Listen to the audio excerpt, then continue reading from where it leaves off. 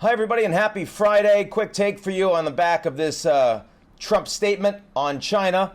Promises this morning there was going to be one. Did not disappoint on that front. A few thoughts. First of all, the big announcement made was not about China. The most significant was about the World Health Organization, which is a distraction for Trump because it's weaker. You can hit the WHO without blowback. It's like beating up on Mexico or Canada. They're reliant on the U.S. They have no particular ability to hit back. That's the way the U.S. feels about the WHO.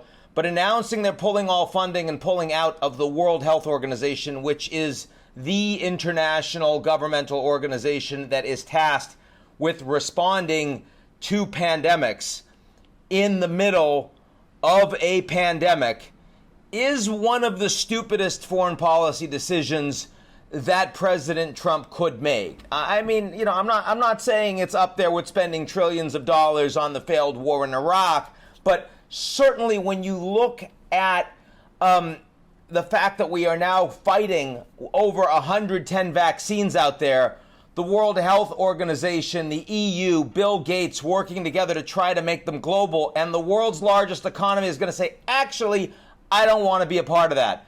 While China does want to be a part, they're going to spend more money and they're working to have more access and influence. That's a stupid thing.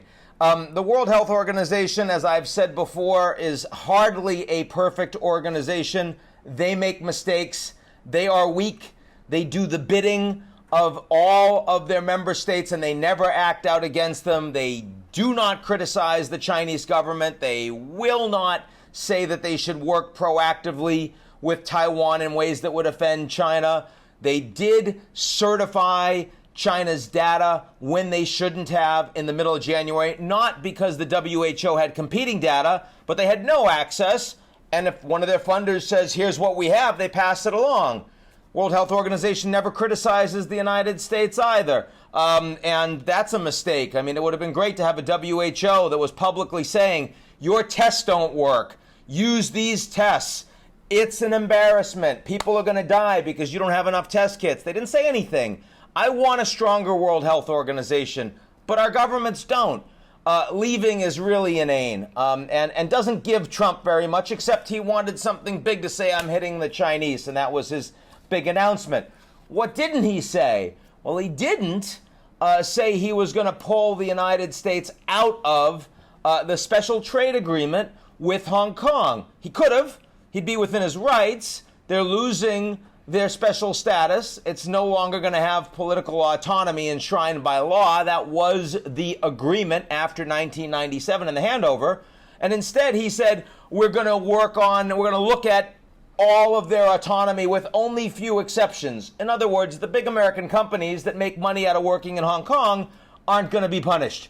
And instead, they'll sanction some Chinese officials, and instead they'll go after some Hong Kong Export Authority. And by the way, unlike the WHO, I actually think that's the smart move for Trump. I think it would not make sense to unravel and unwind the Hong Kong autonomy such as it is, even as the Chinese are taking that escalatory step, because we don't need yet another major hit to American companies and economic interests in the midst of a depression, as our economy is contracting 6 to 8% this year. And that's another thing Trump didn't say, is he didn't talk about the phase one trade deal. I mean, with the Chinese as our major enemy, and they're the ones responsible for 100,000 dead in the U.S. and everyone else, and Trump has a press conference only about China.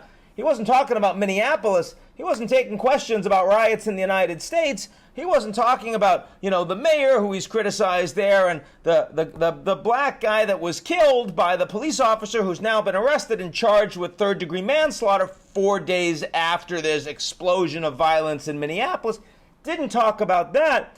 But you'd think he would have talked about the phase one trade deal, which of course is the big accomplishment, signature accomplishment of Trump with the Chinese. And that's because he doesn't want yet to unravel it. Why not? Because it's going to cost the U.S. markets.